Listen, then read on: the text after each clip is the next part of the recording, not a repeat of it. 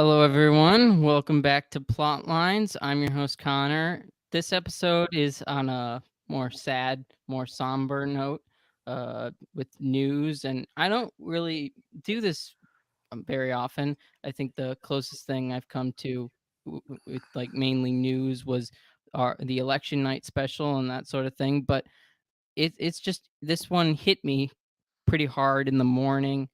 George Neumayr's death. Please pray for the repose of his soul. First of all, that's the most important thing at this moment.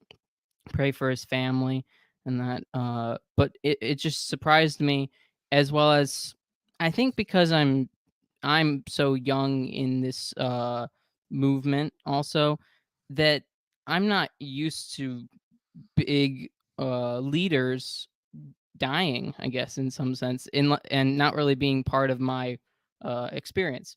Anyways, and so we'll be talking about more about George Neumayr's death, as well as Cardinal Pell's death, which was only like it was 10 days ago, a week ago, something like that. And then Benedict the 16th died a couple months ago as well. And all of that seems, in my opinion, at least, if they're not connected, they're at least related in people's psyche in their viewpoint. So with me today is Darren. Welcome, Darren. Hey, And then we have Rick, the armed Catholic. Rick, you're muted. One of the worst traits I have is I try to mute myself so I don't make noise for anybody else. mhm. But then they're like, "Hey, would you like to speak?" And I go for 5 minutes and I'm muted. But hey, I'm happy to be here and thanks for the invite. Yeah, no problem. Uh, yeah, prepping for heaven. It's very sad news. He was 50. That it's just kind of, it really makes you hold, note that you need to hold the people in your life dear, and pray and worry about death. You need to be aware of that you will die. Memento mori. But yeah, so he died of malaria in off the Ivory Coast, on the Ivory Coast. So, Mhm. which he was reporting on the basically how the church was doing in Africa at that time, and from his reporting, it seems like it's not doing very well. It's everyone's perspective seems to be that in Africa, the Catholic Church is prospering, but that doesn't seem to be the case, at least from his reporting, and that the evangelicals and the Muslims are doing much better. So there, some people have said that that would be one of the reasons why he may have died, if there is another reason other than malaria. But anyways, Darren, what was your first thoughts when you heard? It was just kind of a surprise. Like when I saw it, I was like, "What the heck?" Like he was just posting on social media like a couple days ago about different things that he was seeing over there. Like going out golfing, like being active. Seeing different things, seeing different churches and stuff like that. I don't know if he was reporting on the all of Africa. I think it was just specifically the Ivory Coast, and about Yeah. how it used to be like this huge, vibrant Catholic community, and it just seems to have cratered and in more recent years, and how it's like has this amazing infrastructure kind of built for it, but then nobody's using it. So it almost looks like it almost looks like a money laundering operation to, I mean, from the outside. So it's just it just makes a unique kind of like what's going on here. So it's but so I mean like yeah, I mean from that perspective, it's like I mean you can't know like hey uh was he getting close to something? I don't know. I think it's entirely plausible though. Like I was looking up like malaria earlier today. Like it is plausible that like malaria could like if it's a particularly nasty strain, it could actually take you pretty quick. So Rick, what do you think? So, my first thought when I saw this is I did not know him particularly. as a lot of people did, but I do know of his work and I've read his articles before.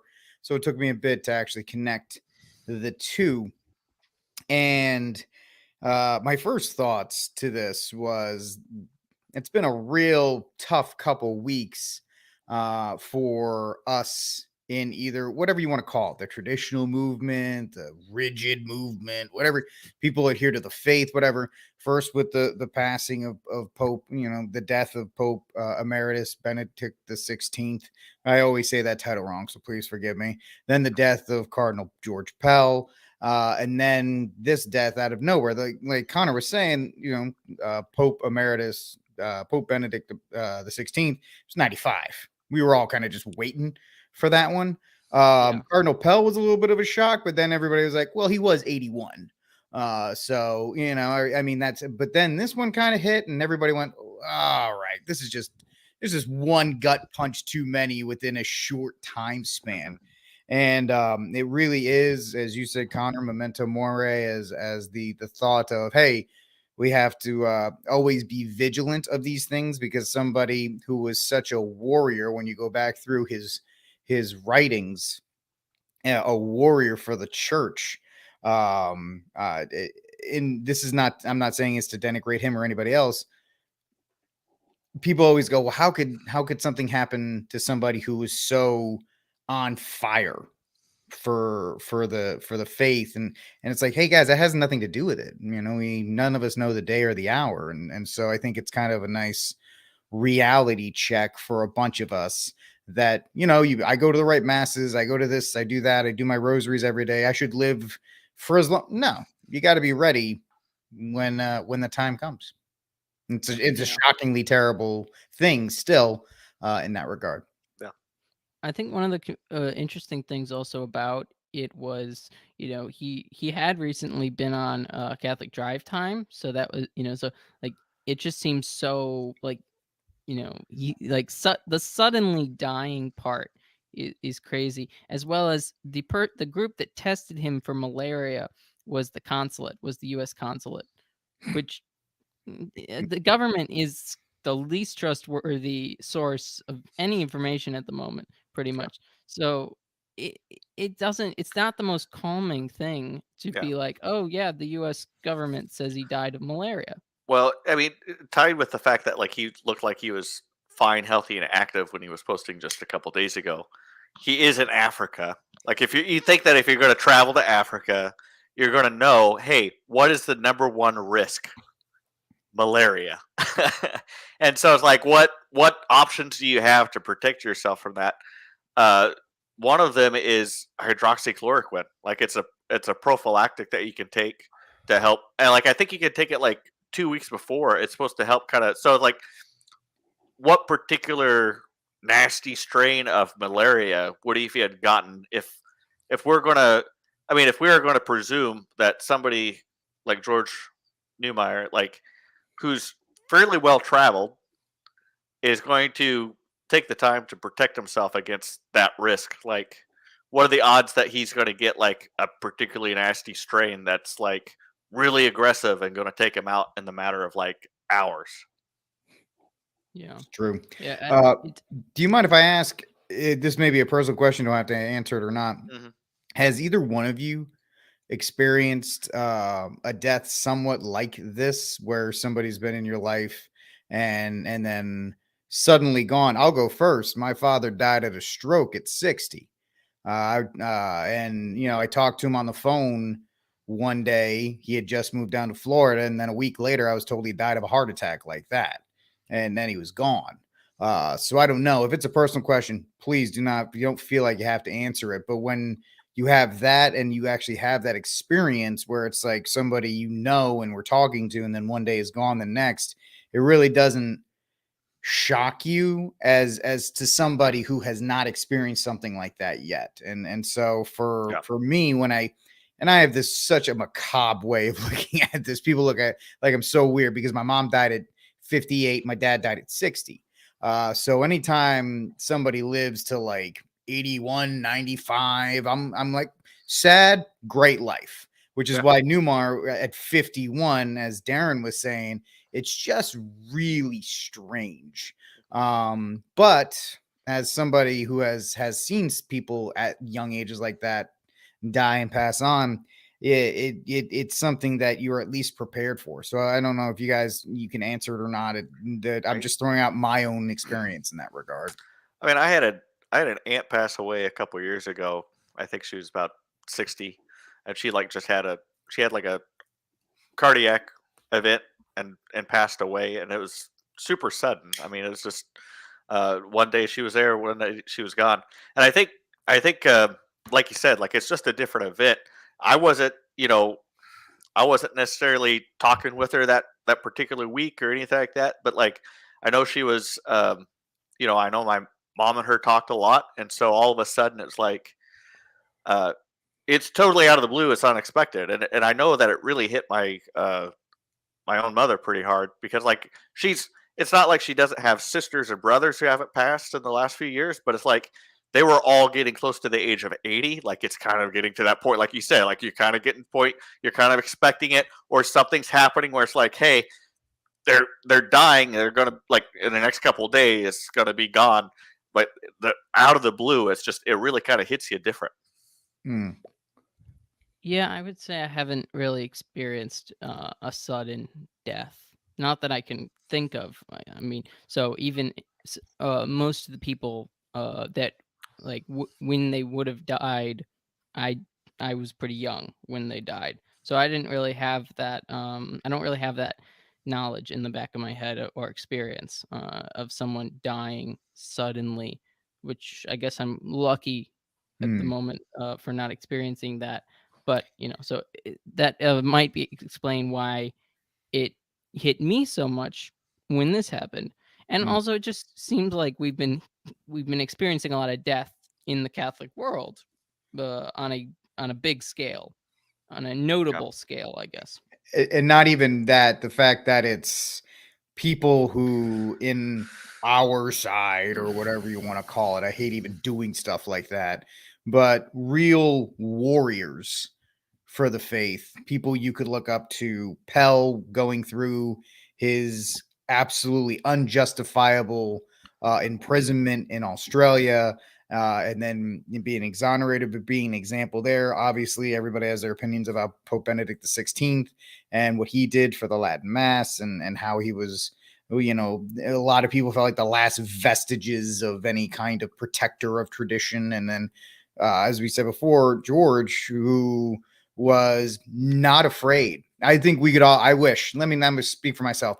I wish I could speak as bravely as he could against a lot of people in the church settings. And so when you see people of that status move on, die, um, it really is it's a tough couple of weeks. Hmm. Yeah. I would say one kind of, I mean, I don't know that it's really a consolation, but one thing like that's hard to really kind of keep in perspective when stuff like this happens is the idea that you know, in your title you have loss of good men. Like if they're truly good men, like listen, like they're not gone. Mm, And in some respects, like what we teach as a church is like the good that somebody can do in heaven is even more, is to a greater degree more than what they can do on earth. And so in some respects it's like here you have these what we perceive as warriors, like okay, yeah, they're gone, but at the same time, like are they gone or are they been put in a more strategic position in a sense, right? So that's one way to look at it. I mean, it's still very tragic. It's still very sad. They still need prayers, right? Like for the repose Hmm. of their soul, so that they can make sure that they get through that purgatorial fire if they need to endure that, so that they can be put in that spot where they can, you know, be of a greater assistance to us. But I mean, that's I don't know that I mean, that's something to try to keep in mind. And sometimes when stuff like this happens, is um, you know, if somebody that we really admire and look up to, and you know, if we don't, if they're not in hell, it means they're actually going to be in a more powerful spot for intercession. Yeah. I also think that this might just be a manner in which God is bringing us to focus on the holy souls in purgatory, like bringing our mind to that, because that is, to me, that's one of the things that's happened in my prayer life because of these deaths. Like, I don't think I ever, like, for it took, I don't think the holy souls in purgatory were as prominent or in the mindset of at least people my age, just in general. And I think that's a sort of good that might come out of some tragedies, and also just the Benedict was old, so just death in general is reminding us of these things. Yeah. But anyways, so I think one of the interesting things, though, about that people are reacting to as well. I'm gonna share my screen. Hold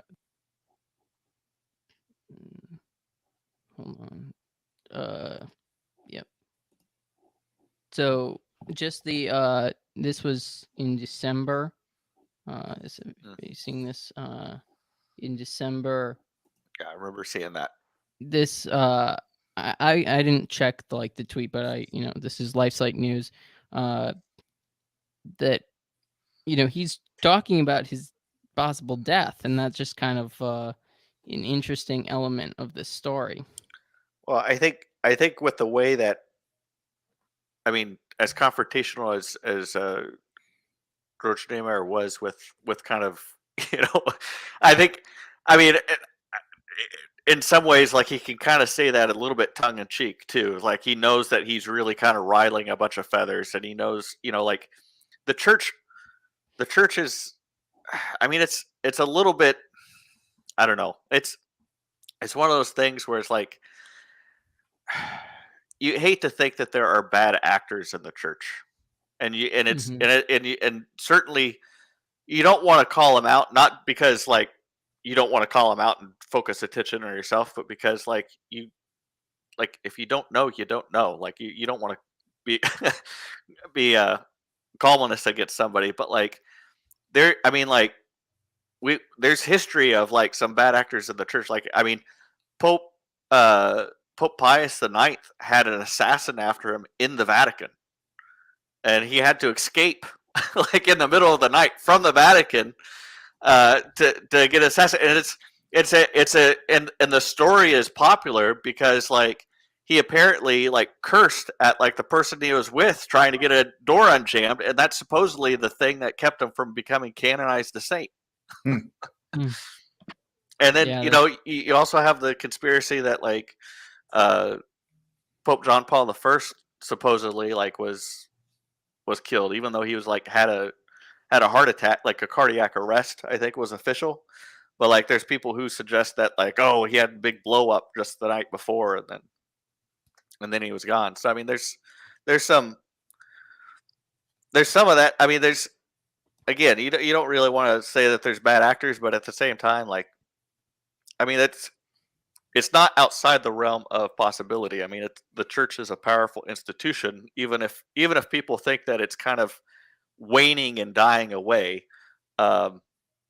It really is. I mean, if you study ecclesial politics, you probably understand world politics even better, because it's such a mirrored event. Yeah, it's just definitely true that George Neumayr had enemies. Oh yeah, because he I mean, even if it wasn't somebody that was truly, like, inside the church, I mean, there's plenty of fanatical people.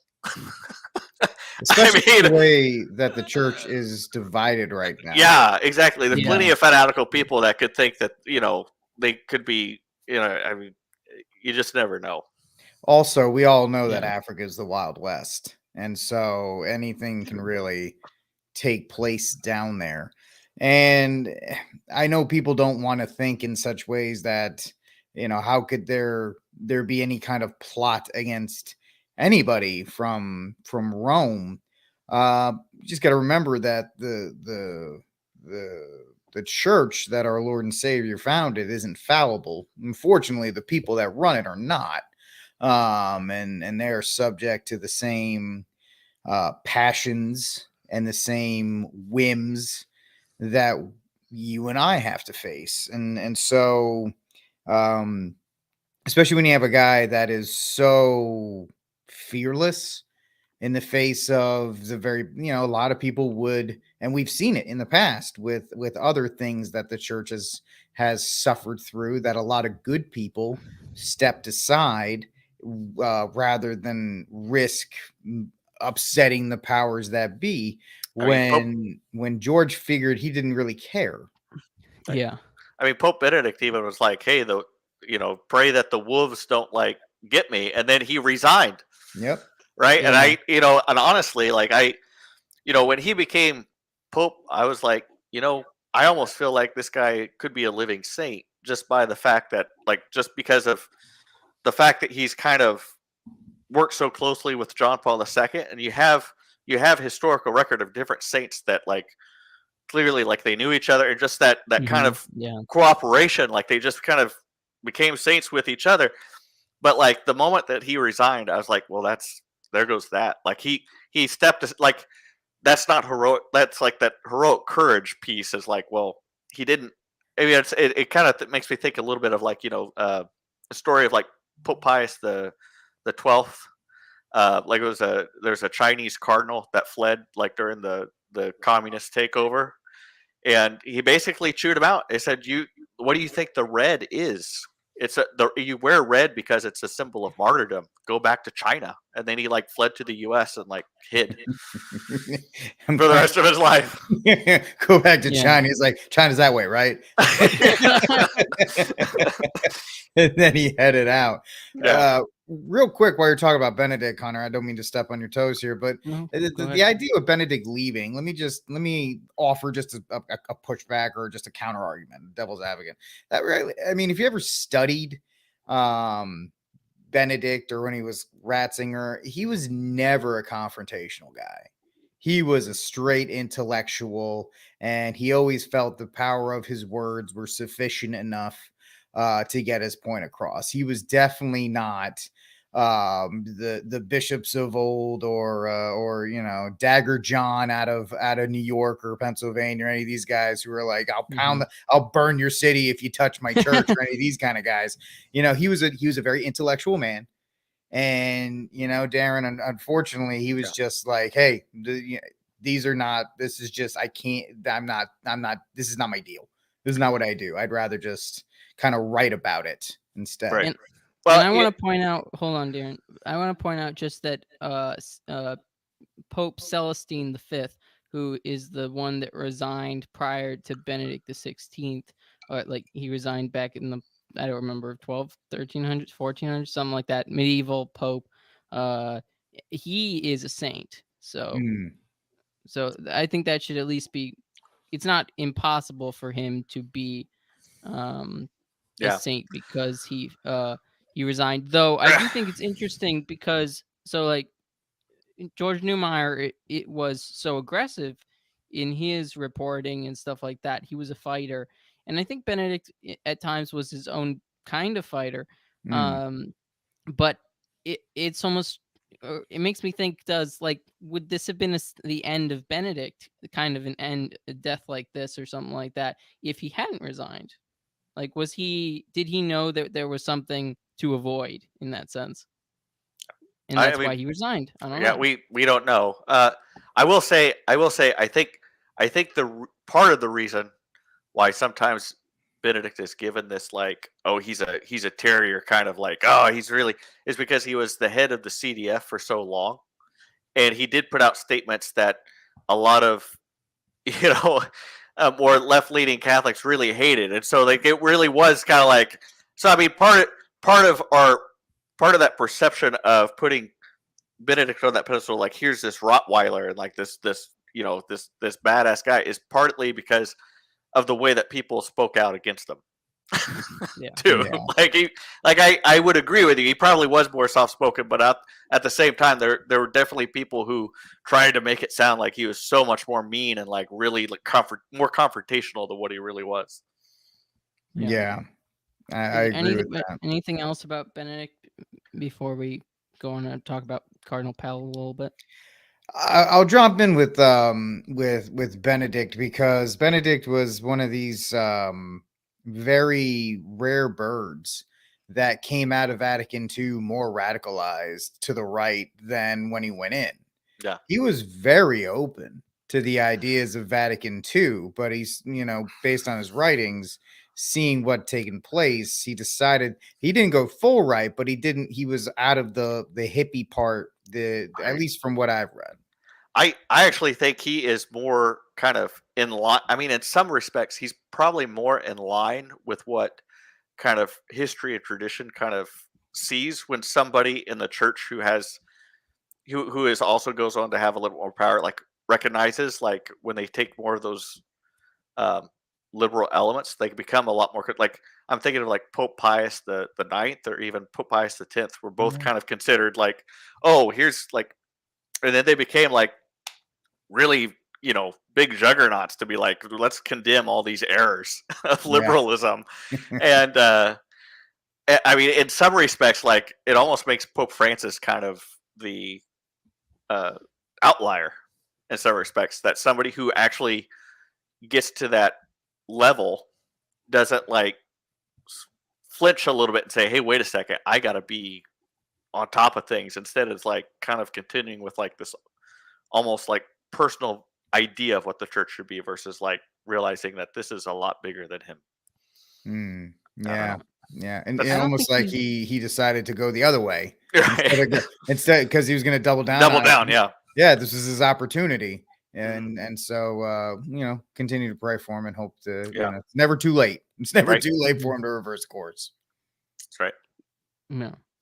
Well, so we got Cardinal Pell's passing I think it was within 10 days or 10 days ago.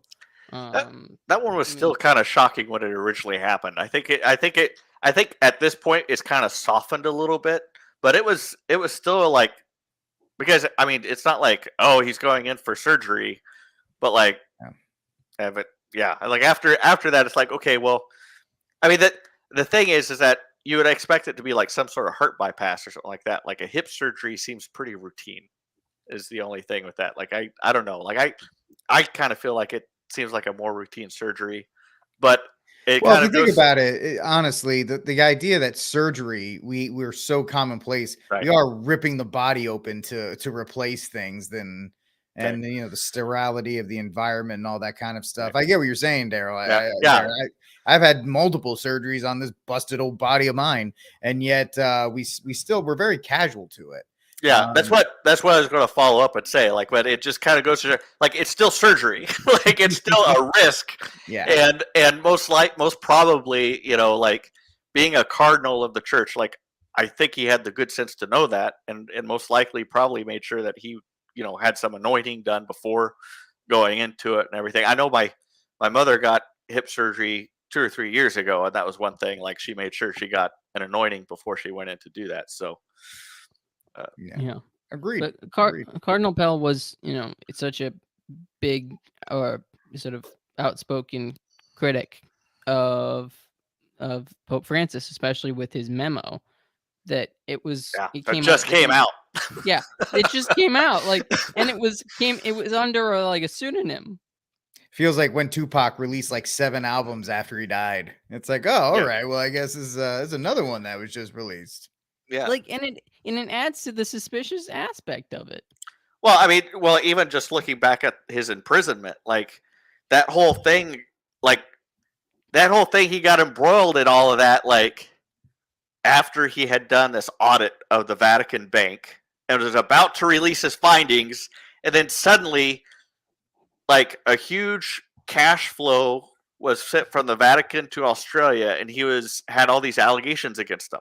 Like, he was just, he was defamed, and he had to go deal with that stuff, and he couldn't, like, he had to step off of what he was doing. And it's like, that that one was clearly a hit job, even though it didn't kill him. It was clearly a hit job to like get him to take him off what he was doing. They've definitely tried to take him out in Yeah. some fashion. In some capacity. It wasn't Yeah. it wasn't a direct killing, but like it. So I mean, in some respects, it's like that makes it like that's what kind of makes it suspicious, is because you know that he's definitely a guy that they tried to take out. Well, yeah, like they tried to silence him at one point.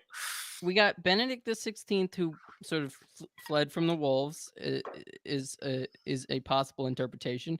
There could also be another, but then we have Cardinal Pell, who gets arrested and is imprisoned for a long time, and then is released. I think a full year. Everything's overturned. Or two, and then he dies in the Vatican. From complications, and was it a heart attack? I thought it was cardiac arrest. I didn't know if I just heard complications. I didn't. If you have more information on that, then it's more than I heard. I think it was cardiac arrest, and was a part of the complications in the hip, in the surgery. But that's I don't know. That sounds a little vague. And then you have George Neumayr, who basically dies in Africa, who is, really aggressive in his work. And, I don't know. I just think I think it's harder to pin down exactly what happened in Africa. I will say, if Archbishop Vigano or Cardinal Burke go down in the next month, like, that's going to be really suspicious. It's going to be like, okay, now this is almost now like, let's put out our tinfoil hats here. Like, this is going to be. Well, I don't even like at that point. It's like too many coincidences. Yeah. If that happens, it is a tough stretch of day to go through. If you want to get superstitious, bad things always happen in threes, as you could say. I don't know if you've ever heard that phrase. Yeah. Which would be ringing true right about here. So yeah, you definitely want to get some private details around Cardinal Sarah, maybe around Bishop Strickland.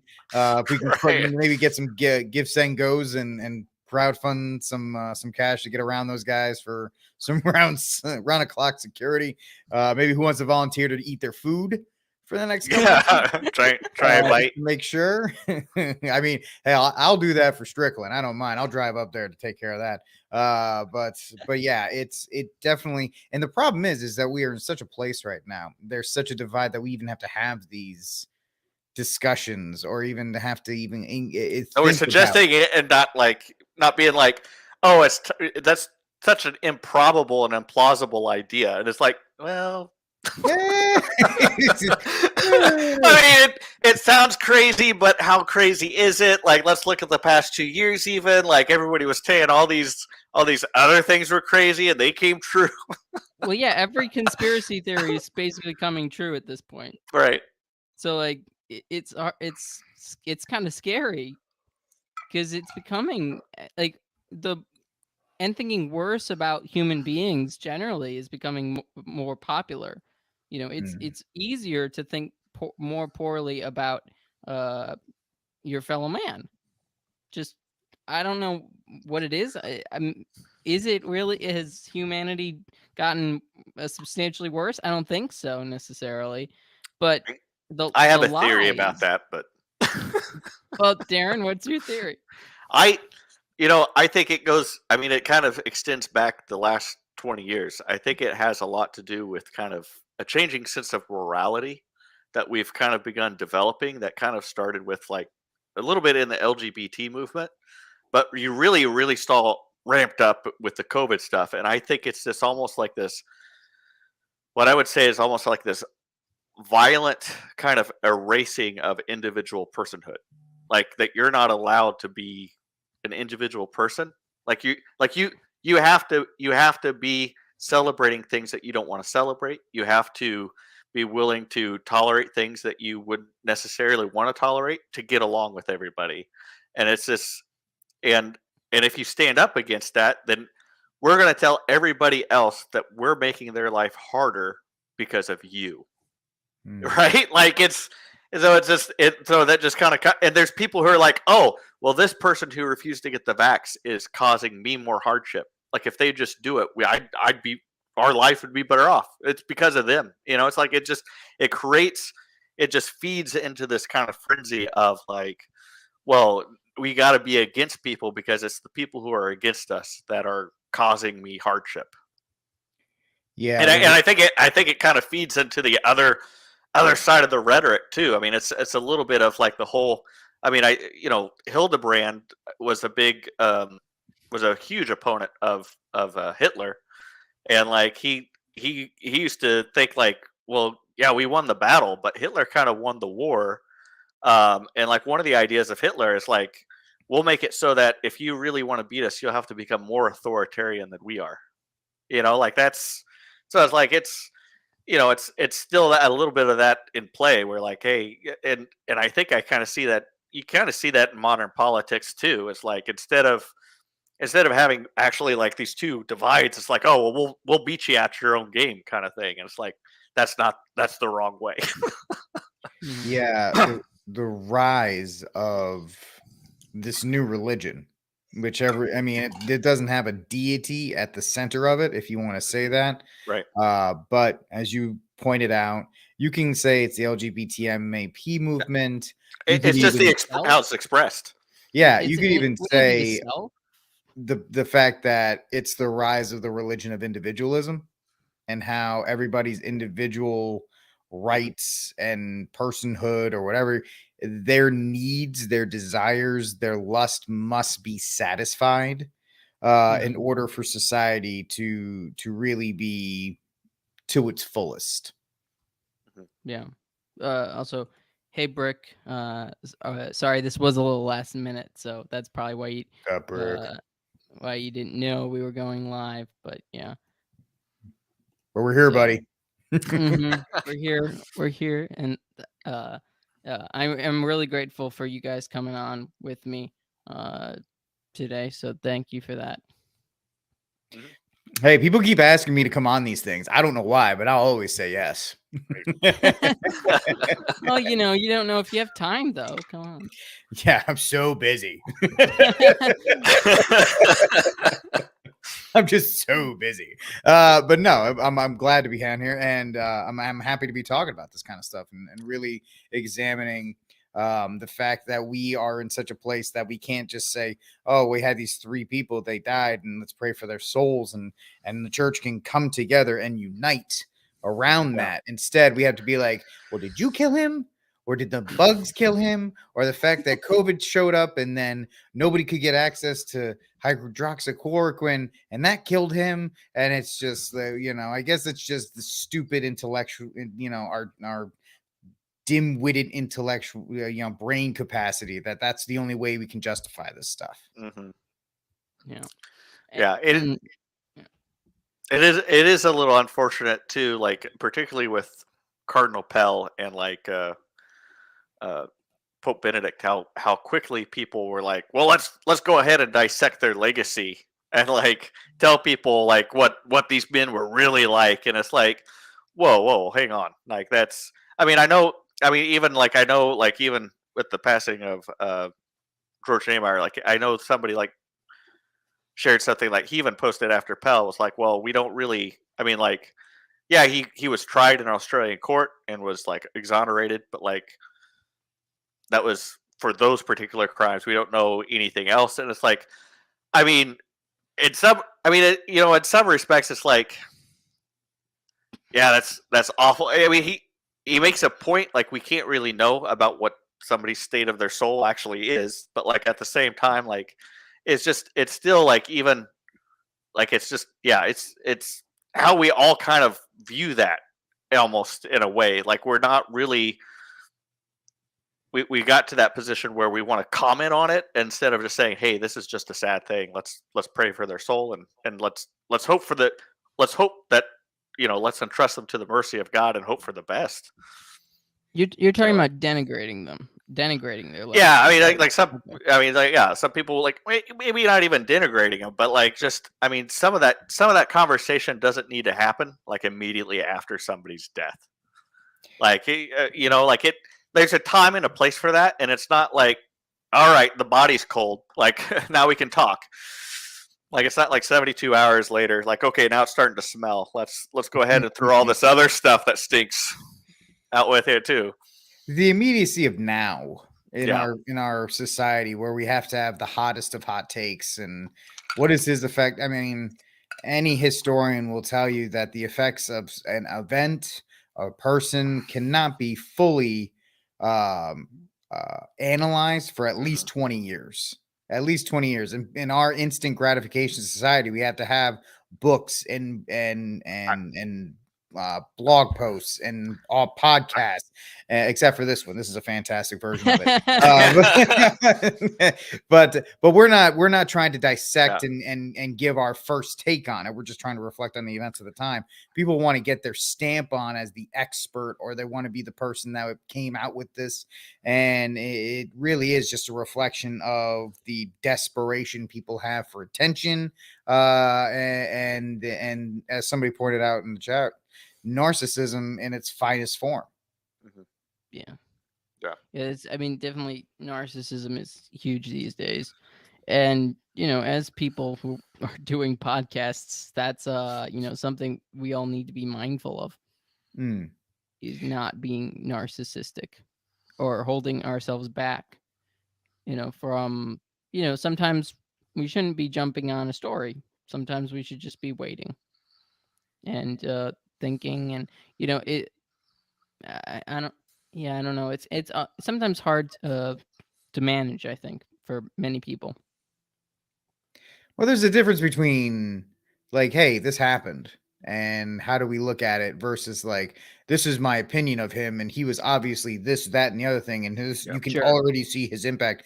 I was trying to tell people back in 2008, you're not going to be able to figure out George W. Bush's impact as the president until 2020. And with quantitative easing and all the other stuff that he put in place, what we're seeing now, just as a quick example. Or you gotta at least wait until the other party is willing to like hail them as like, oh, he wasn't as bad as as this next guy. Like it's like that always seems to happen. Is like suddenly the next guy gets in and it's like, oh well, don't you miss the good old days when that person was here? Yeah. Well, it's gonna be the next opponent too. It's not it's not usually the next. So it's got to be the next opponent, which in democracies tend to be the situation. Usually, you know, one person's in power and then the rival comes in. That's usually how it works. Yeah, so, that's completely correct. I miss the Athenian way of like deposing somebody for 10 years. Which, I mean, in some sense, that's what it felt like when Benedict, or that's what it seems like when Benedict resigned, and like, you know, Francis is kind of the anti-version of Benedict in a lot of ways. And that's Cardinal Pell. Cardinal Pell's criticism is that things are confusing, and that in the Vatican, and that you know, basically that things are corrupt under Pope Francis. Yeah, well, that's just an observation more than anything else. I mean, I don't think Pell was breaking any barriers by just kind of observing what he sees day to day. Yeah, and it's not like he was making declarations that he was the anti-pope or any of this kind of stuff. He's just observing day to day. That's big when you're in that, like in the Vatican, like that people don't really do that much. I mean, Vigano probably was the previous person who did something like that.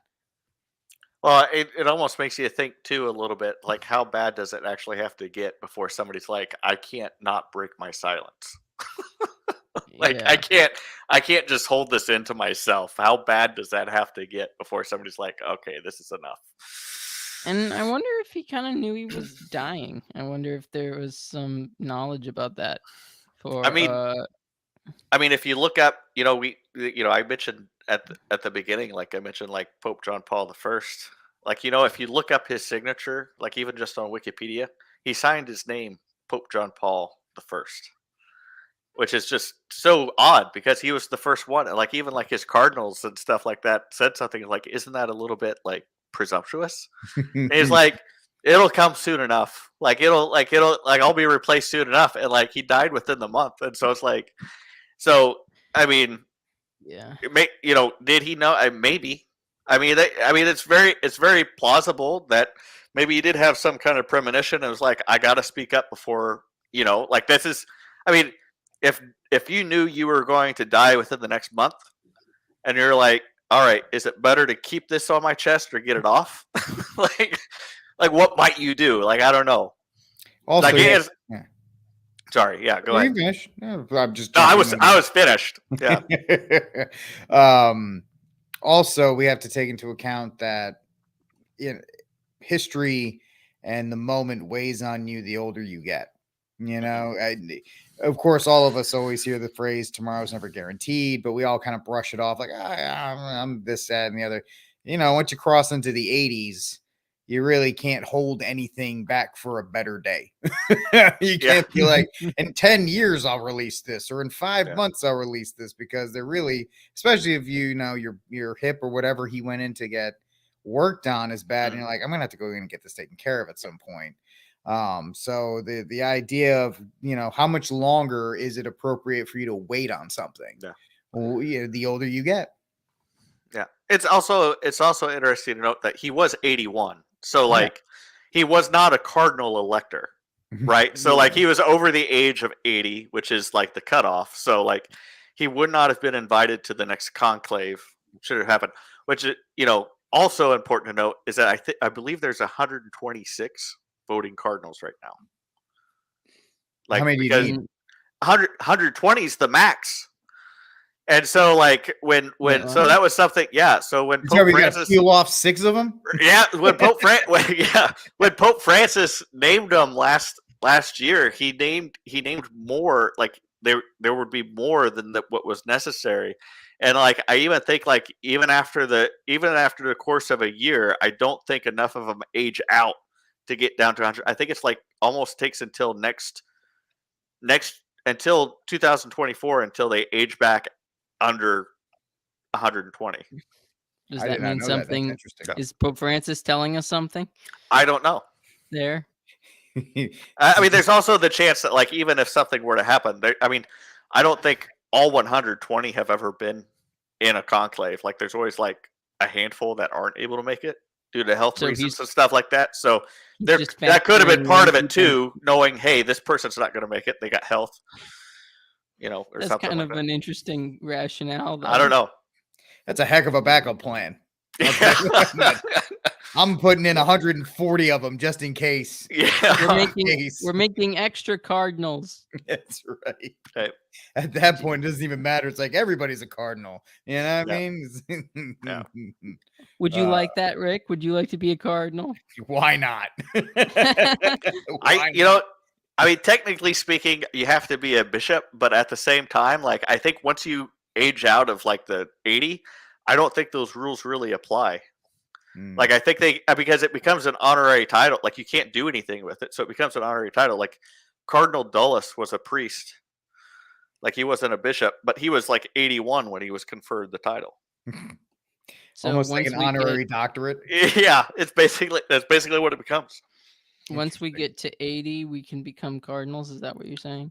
Yeah, I mean, technically under canon law right now, you have to be a bishop of the church to become a cardinal. But the exception to that is like you do notice that like when you see a priest or a deacon or somebody get named a cardinal, generally speaking, like you'll also notice that they're over the age of 80. So it becomes like an honorary like title. How often is canon law followed? What's that? How often is canon law actually followed these days? Well, I mean that's actually one of the debate that like a lot of people would have. Like even when John Paul II was Pope, he's like, yeah, there's 120. But like John Paul II even like named more cardinals than he was supposed to, and they're like, does the number even matter? Like it's canon law, but he named more. So like what? I mean, it worked out. I think there were only 117 when he died, but like it's like playing the odds, right? He's like, yeah, I'm not gonna die soon, so I'm just Yeah. gonna appoint more. It used to be only 8 when it first came. So What yeah, about 12, like the apostles? Right. a little bit of an increase, just a Yeah. bit. Just bit a of a little bit. tiny bit. Yeah. Yeah. And I bet they were all Italian. Well, they were, because they were all like they were all bishops of the Italian peninsula, I think. Mhm. Yeah. Not that well, Italians had anything wrong with that, but well, also Italian doesn't exist, remember? Well, at the time, yeah, they 'cause the didn't. papes Yeah. did. It's true. I think there were a couple of Sicilians and like, Gotta be Wait, careful what? of them. what's that? You gotta be Say careful that of them. again? The Sicilians? Yeah, Yeah. Oh yeah. Especially when death's on the line. That's just, especially when death's around. That's right. They sniff it out. Which is perfect for this episode. That's right. We should have had Anthony on this episode. We would have told you. Yeah, we would have heard nothing but Italian stories for 45 minutes. So I'm Yeah. good with that. yeah. I Not would that I never don't been. love you, Anthony. I do, man. You're my boy, but I would have Yeah, never been able well- to get anything in. yeah, We love Anthony. He's we great. do. We do.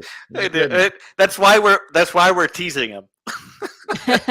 I'm half Italian, so I can only tease him 50% of the time. Yeah. Okay. Well, so do you guys have anything closing thing? I think we should wrap it up about any of either Cardinal Pell or Pope Benedict or George Neumayr, anything to wrap things up.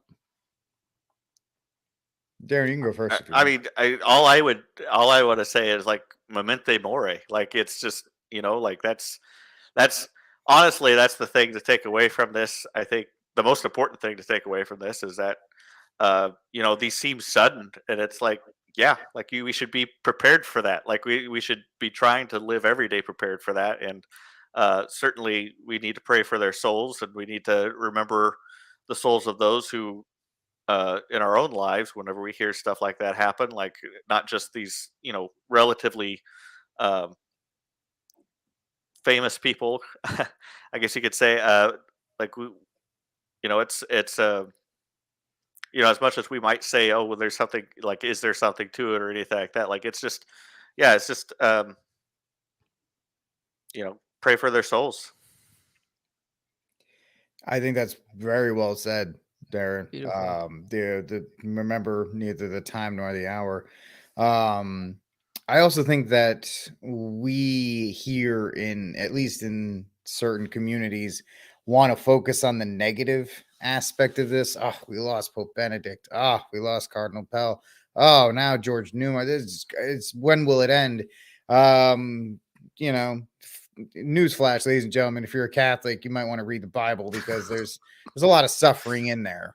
And there's a lot of tests, and there's a lot of times where you're like, okay, what am I supposed to do now, Lord? What am I, as our Holy Mother said, your will be done. And I think we need to celebrate. I think we don't celebrate enough the deeds of men who were so on fire and who had so much joy in defending the faith. Were they all perfect? No. Another flash. None of us on this panel or anybody in this audience is.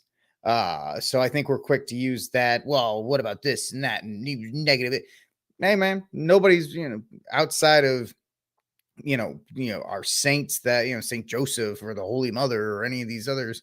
Nobody is perfect. We all have our faults, and so I think we need to look to the writings of the intellectual giant that was Pope Benedict, and as comfort and guidance, and look at the strength of somebody like Cardinal Pell, that no matter what obstacle was thrown against his way, he never lost his faith, and he came out determined to still push and defend the good, the true, and the beautiful, and a layman. And George Neumayr, his gift is that you don't have to be Pope, you don't have to be a cardinal to really be a warrior for God and for our Lord and Savior Jesus Christ. The word warrior is kind of tossed around a lot, And I get it. I use it too. It's fun. It's a great, it's a great way to fire people up and use as a describer. But those three guys were warriors. And did they win all their battles? No, but they did a heck of a lot for us. And I think we need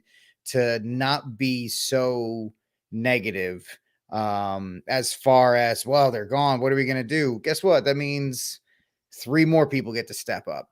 All right. God does not leave us without examples and people to help, shine the way forward. So yes, as Darren so really well pointed out, now they're up Cardinal Pell and hope and I hope George Neumayr, I don't we can never expect, and Pope Benedict, they're up there praying for us. They're up there praying for us, and they're doing a heck of a lot of good up there, the church triumphant. And I think we just need to kind of mourn passings, obviously, but not mire in it. I think a lot of us, and I do it too. I'm not perfect in any way. We all kind of get mired in it, like, oh no, what are we gonna do? It's like, all right, now who's next? Who's stepping up next, and who's gonna be the one to continue to push forward? And so to once again quote the very often quoted St. Padre Pio, pray, hope, and don't worry. Yeah, great. Do you have any specific ideas for us how to celebrate lives? I feel like some of us don't know how to do that very well. Like celebrate the lives of somebody who's died. For me particularly, I don't know. This is an idea that I've been incubating in my head for quite some time, so I'll share it. But like, I kind of feel like that is the gift of grief and sadness, is that it brings us to remember the things that we do miss, the virtues and the great things that we do want, like that we remember, and the gift of that is that now it's like, okay, here's something that's missing, and how do we celebrate that? We try to bring that back into the world through our own actions, through developing that virtue in our own lives. That's how you celebrate people that you love, is by celebrate the life of people that you miss, is trying to replicate the virtue and the joy and the life that they gave. That's great. Yeah, thank you. That's really well said in that regard. I guess for me, how do I do it? Connor, you hit the nail on the head. Since both my parents have passed, one of my devotions is the Suffering Souls in Purgatory, Purgatorian Manual. I do that twice a year. Every time in the Rosary, I mention as many souls of the faithful departed as I can remember. There's a prayer. There's a very short prayer at the end of the Purgatorian Manual. For the love of Jesus and Mary, and for the relief of the suffering souls in purgatory. Every time you're in the Purgatorian Manual is funny. It's like, even if you get cut off in line at the bank, and you're angry, instead of getting angry and getting frustrated, say, for the love of Jesus and Mary, and for the relief of the suffering souls in purgatory, I offer it up. It really gives you a sense that, I can't. And once again, I fall victim to this all the time. Please know, we can't waste time being angry. Can't waste time doing all this other kind of nonsense. And so for me, I try to celebrate the loss of loved ones by praying for their, trying to, as much as possible, remember them, kind of like what Darren was saying, by remembering their virtue. Just try to remember, who they are. My father and my mother and my uncle, this and this person, remember them, and I pray for their souls. And if they're in purgatory or in the beatific vision, they can pray for me. And because I've seen this quote on Instagram and all these. If you realize how quickly people forget you would not care about what everybody thinks, instead of just devote your life to God. I think it's St. Francis Xavier. Don't quote me. I know I probably got it wrong. So for me, it is. Oh, it is a saint. It is a saint. I'm sure it's a saint. It is a saint that said it. Right? That's one half. That's one half. Yeah. So for me, and Connor, once again, once you actually experience that, you realize that how quickly life passes on in these people's names. That's why they want you to go to cemeteries, and after All Souls Day and All Saints Day, is to go towards, go to the cemetery, find the Catholic graves, and pray for the people that are there. Because if you go there, you'll find that nobody's been there in a long time, and those graves are empty, and nobody's praying for them. So for me, I just try to remember the names of everybody who has died and pray for them. I think there's even some like indulgences that you can gain on certain days of the year to go pray for the, Yeah. go pray Yep. for the dead. Yeah. Yeah. Well, thank you guys for coming on. Rick, where can people find your stuff? Right now you can find me on News from the Pew, where we just had our episode today with Steve Cunningham and John Arrington and Fwaz, my awesome panel guys. I love all of them. Also thearmedcatholic.com. You can check me out there.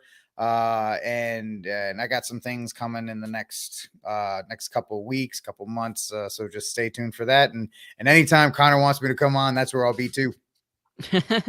Thanks, Rick. Darren, thanks for coming on again. Yep, you're welcome. Thanks for having me. It's absolute pleasure. Please like, share, comment, and subscribe before you click off this video. Thank you all for watching, and have a blessed evening. I appreciate, especially people watching live. It's an honor that you choose to listen to the show. So thank you.